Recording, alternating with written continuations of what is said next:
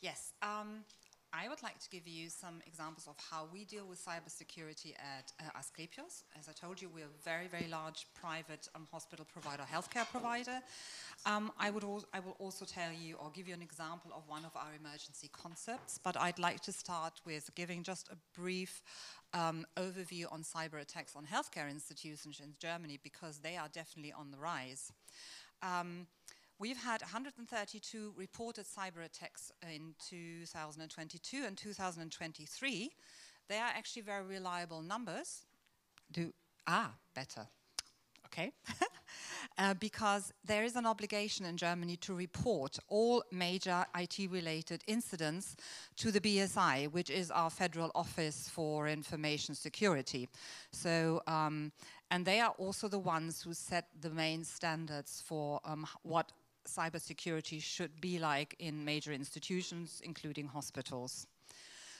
The hospitals that have been hit, or healthcare institutions, have mainly been large kritis hospitals, which means they are of a critical infrastructure. Well, you could say all hospitals are of a critical infrastructure. To a certain point, that is true, but of course you have some bigger than others. If you think of university hospitals, or if you think of Asklepios in Hamburg, we have 7 very, very large providers in Hamburg. So if one of them was hit, then a huge amount of the population in Hamburg would be affected as well. And on top of that, the patients in the hospitals, obviously. So that is a huge problem. So just to give you some examples of the hospitals that were hit, Klinikum Esslingen is a very big one. Then you have also university hospitals here. And the one that was actually hit the worst was the University Hospital of Frankfurt. They were attacked last October, and fortunately their patient data wasn't affected, but everything else basically. The billing department couldn't work anymore. I think they've just started to they've just been sort of successful to restructure their infrastructure. If you go onto their website, they're still on a temporary website.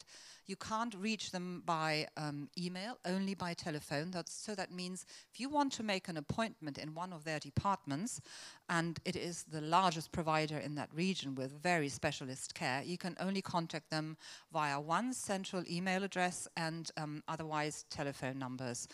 So as I think the hospital director called it the worst possible scenario with the least expected damage, because there was no patient data affected. Well, initially I called my presentation Hare or Hedgehog, because what are we, the hare or the hedgehog? You probably all know the fairy tale by the Grimm brothers, where the hare races against the hedgehog, which seems a very unlikely race. So yes, unfortunately I can't read this because I'm too far away. So it's like a race between the hare and the hedgehog, and we put up the fences and we constantly try to keep up with the hackers, but it's a very unequal race because they always seem to be one step ahead of us.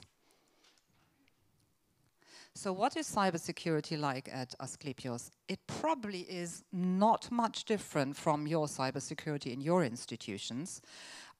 We obviously have a constant and very diligent monitoring of threats, and we are supported by KI. We have measures set in place which are based on the standards as laid down by the BSI, as I said earlier on. And we also have our own local standards, not just national standards. They are implemented on all levels, all securities, or all IT systems that we've got. All IT systems that we use, radiology, laboratory, patient file, etc., have their own emergency concepts.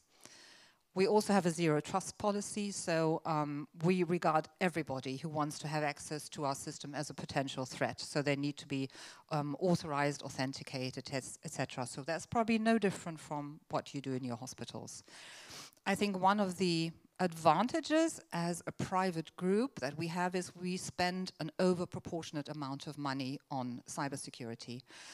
Unlike public hospitals or even university hospitals who have limited budgets or more limited budgets, that is not so much the case because we are a private group. And obviously, saying that we have 60 hospitals, if 60 hospitals were affected, you know, if the central server was attacked, Wouldn't be a good idea. So we spend a lot of money on that. What we also do is we test our resilience twice a year. We have stress tests. I'll get into that in a little while when I tell you more about how our emergency concept works. So that's basically, in a nutshell, because I'm a risk manager, not an IT officer, how cybersecurity works at Asklepios. Saying that, as I just told you, there's more. Other hospitals or outside of private groups have more limited funds, saying that there is a future perspective. There are clear guidelines formulated in the Hospital Future Act, the KHZG as we call it. And I need to get a bit closer to this because I can't see this. That's why I've got my glasses on, and without it I can't see even less. Sorry about that. And the KHZG has set up a future hospital fund, and it's a federal investment program with a volume of up to 4.3 billion euros, and that is 3 billion euros provided by the federal government and 1.3 million euro by the federal states and or the hospital provider, depending. The aim obviously is investment in modern emergency capacities, digitization and IT security. And basically, all hospital groups are eligible to this fund unless, or you already get money from another fund, which is called what is it? No. Well, we have another fund. Anyway, I can't remember the name. I'm sorry, I completely lost it. But if you do receive money from this fund, you have to spend up to 15% to improve your information security.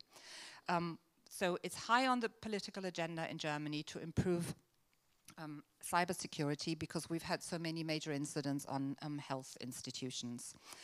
And all these measures must be implemented by the end of 2025, regardless of whether you receive funds or not, because otherwise there is a threat of fines amounting to up to 2% of annual hospital revenue. And so that's quite a challenge for a lot of hospitals because digitization in German hospitals is not as far developed as one would hope. Fortunately, Asklepios, my group, is fully digitized, patient file, but yes. So I'm getting signs from there. So let's quickly look at our contingency plan. We've got, as I told you, stress tests twice a year by our IT security. That means they basically switch off the systems. In case of a cyber attack, we would have a contingency plan whereby we have obviously a crisis team. We use a staff information system, which is called FAC24. All our staff have their telephone numbers registered in this system, which is updated at least twice a year. They do test calls as well. They call the staff and say, well, this is an emergency. How quickly can you be at the hospital? And you can give a time saying 0, you can say 10, or not at all, because obviously some staff are on holiday. So staff is notified. At the same time, the crisis team is notified, and we work very closely with police, fire brigade, if need be. But obviously, if it's an IT failure, then it would be the police, because they also coordinate how people get into hospital.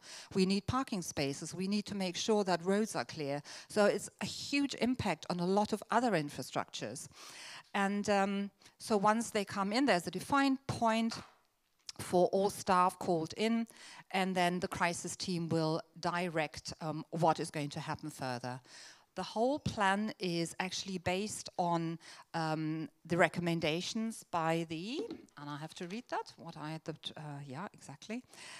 We have guidelines by the Federal Office for Population Protection and Disaster Relief. So they actually have guidelines on how you can develop your emergency plan at the hospital.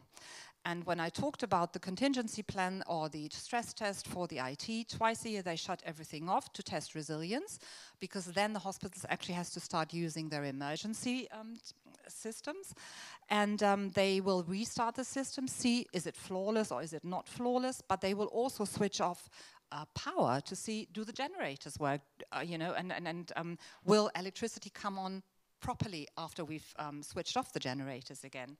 So there is a lot in place, And I've decided to give you just one quick example of what would happen if our patient e-file was affected, because obviously being fully digitized, there's no paperwork, and that is a big downfall in case of an emergency. So I've chosen our Hamburg system, which is a hospital information system. There is called MKIS.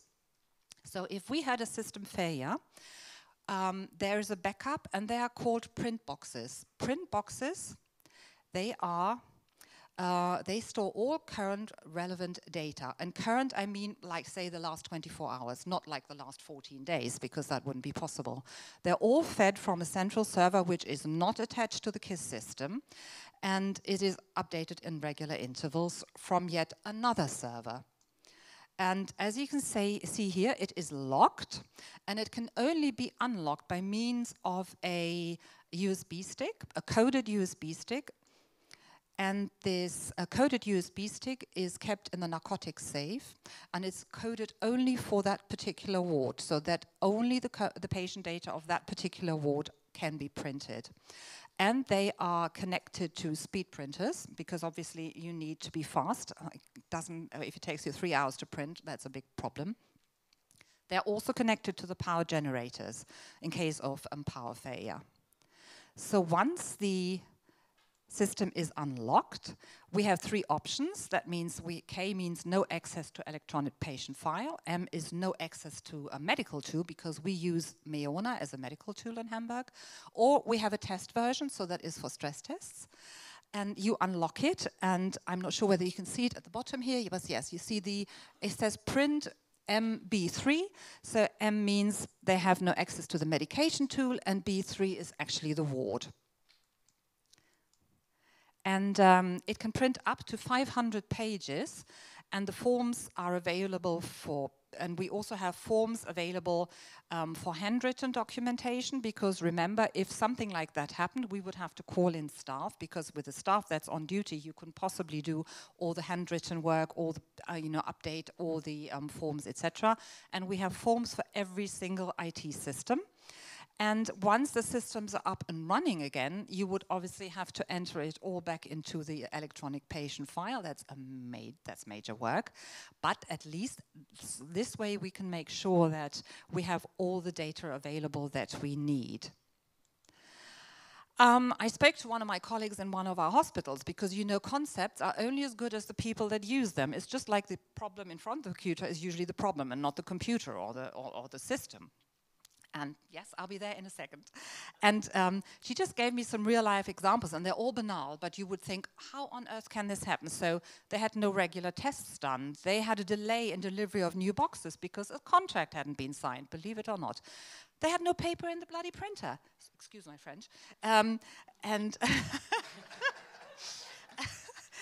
not connected to a speed printer. A normal printer cannot print the amount of paper in the time that is required. And they had defect boxes that were not reported. So those actually are real-life issues that they were facing, and you think, why? If a test was done regularly, you'd notice all these issues, but that's the human factor that comes into it. And last but not least, those are the practical challenges that we're facing. But there's one major challenge that basically overshadows everything. As Marie already said in the first presentation, there is a huge need for qualified cybersecurity staff or IT staff, and the availability that we've got at the moment outpaces completely the demand for cybersecurity specialists, and that is more what we're facing. So we're going to turn from a hare into a tortoise if we don't have enough people who will cover IT security at our hospitals. And that was it in a nutshell. Thank you.